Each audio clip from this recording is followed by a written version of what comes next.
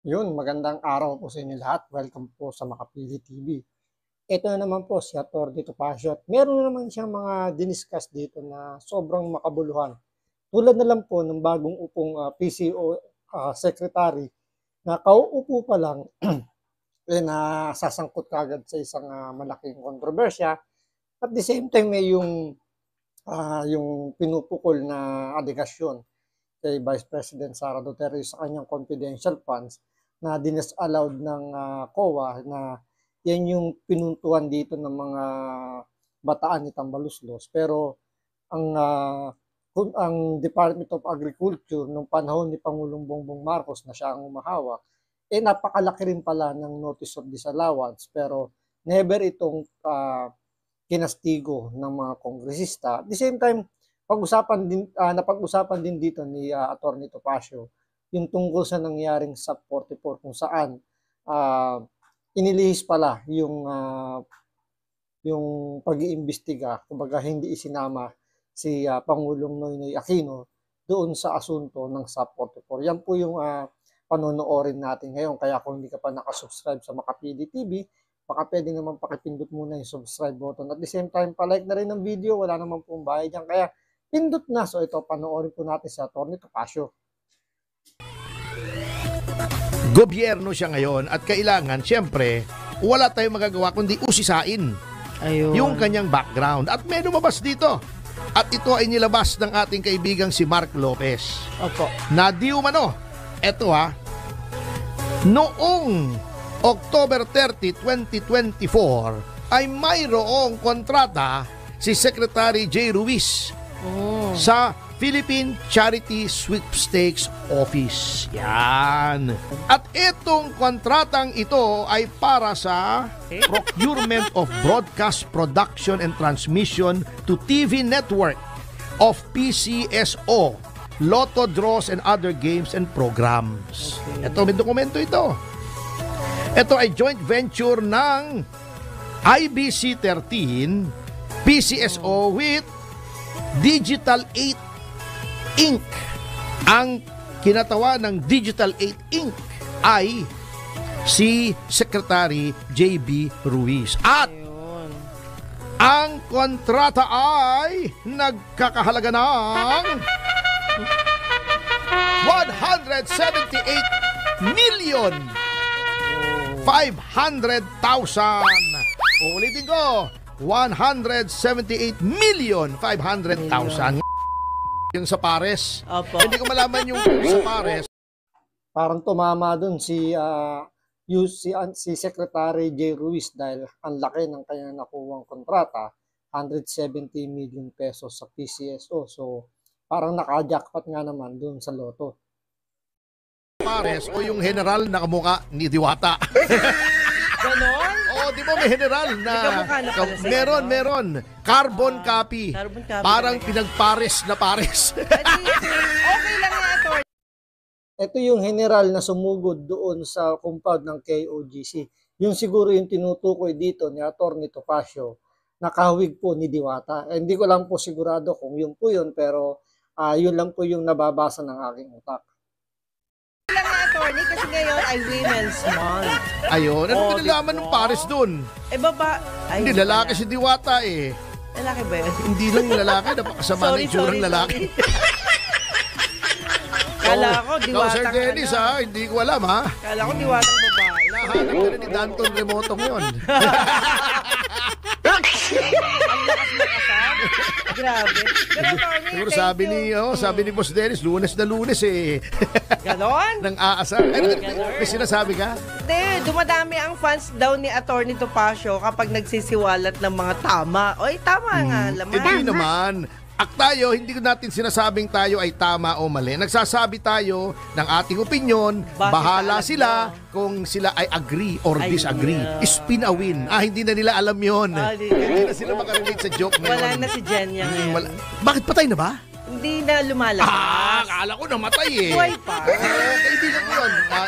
Si Napakagandang Jan. babae niya. Oo, at yan ay napaka-relihiyosang tao. Yes po. Yan. Ay, alam mo naman ako palamura ako Ako Caviteñong Batanggenyo Pero bagay, hindi bagay, ano ba yan? Hindi bagay daw sa inyo. Pagka napapamura ako, sasabihin nun sa akin, wag naman. You will displease the Lord. Oo. Napaka-gentle na tao. Mahalin mo na lang sila. Oh, yeah.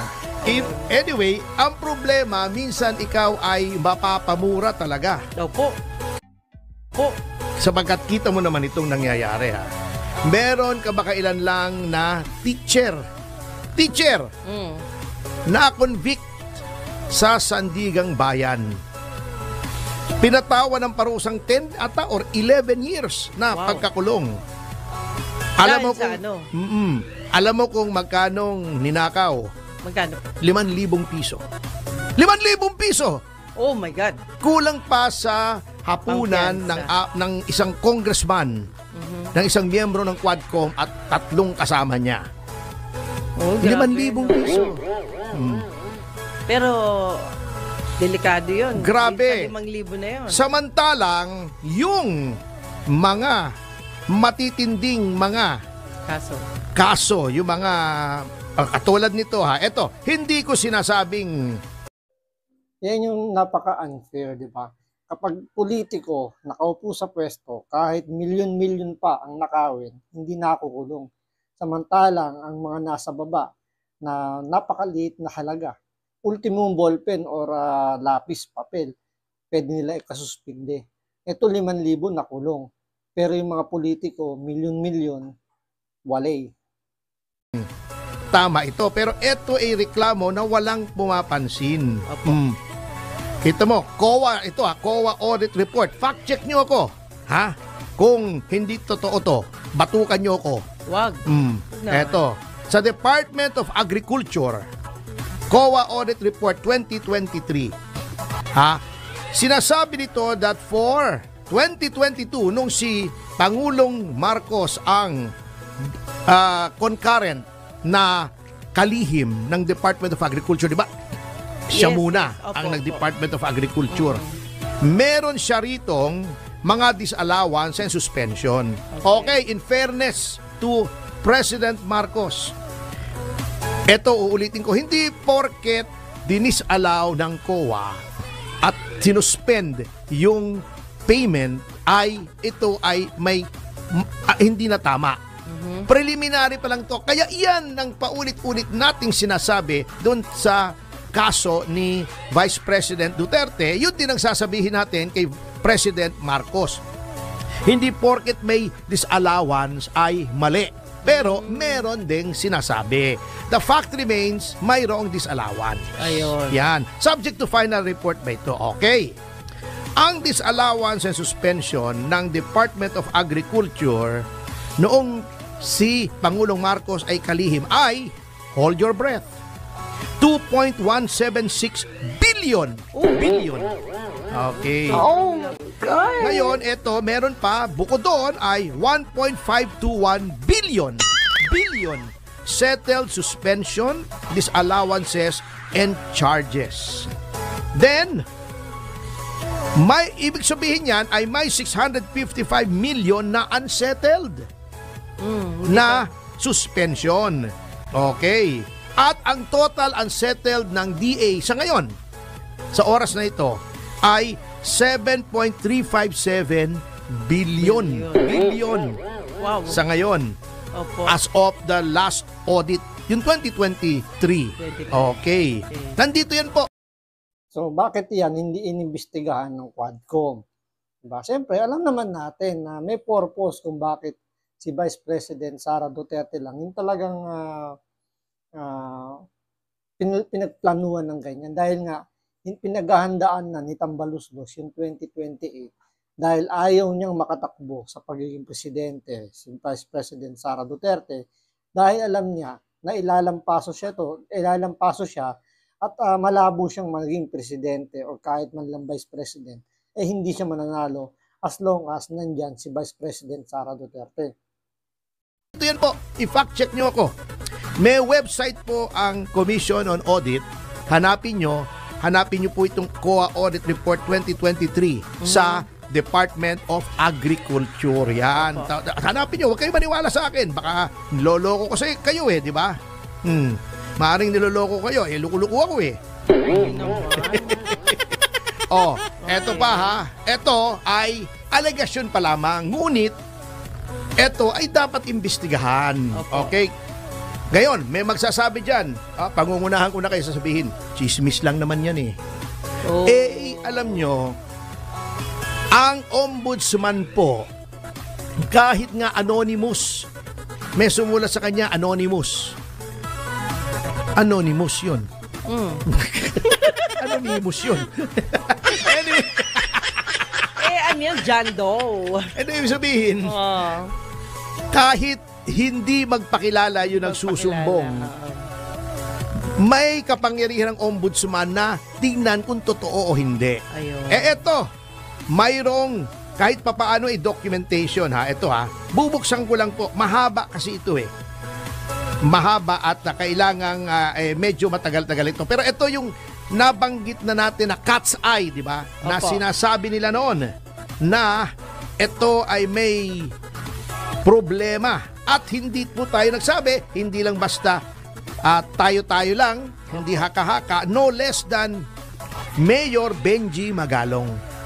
Sino ba si Benji Magalong para dapat ay tignan natin, hindi na yung paniwalaan. Imbestigahan lang natin baka may laman.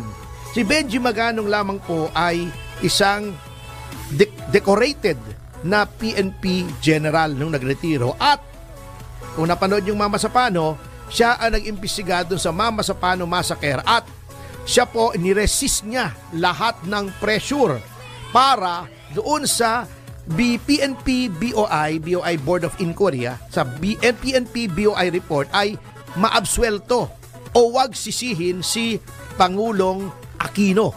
Noong time na yon, 2015 yon Okay. 'Di ba? January 15, 2015 nangyari yung Mama Sapano Massacre.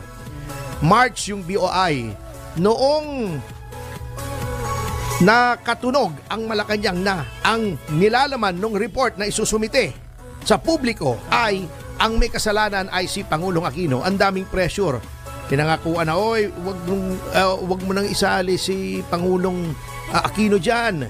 Baka ikaw pang gawing chief PNP. Ayaw niya.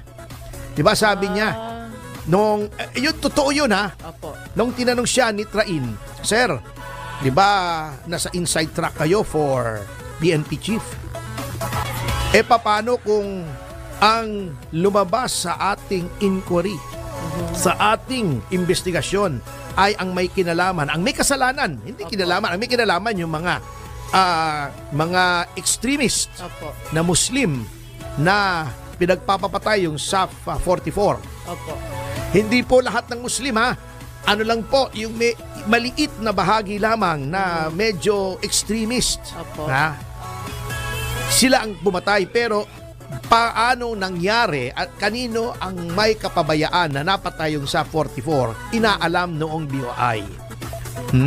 Sabi niya, alam mo, sometimes you have to choose between career and conscience.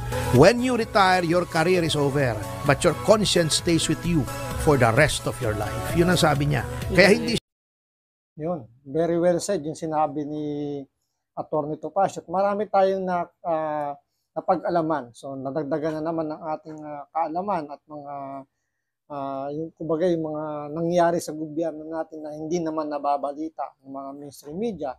Ngayon, naisasiwalat ni Atty. Topacio. So, mabuhay ka, Atty. Topacio. Sana dagdagan mo pa yung mga isisiwalat ng mamulat po ang mata ng ating mga kababayan. So, maraming salamat sa panonood. Ingat po kayo lagi. God bless.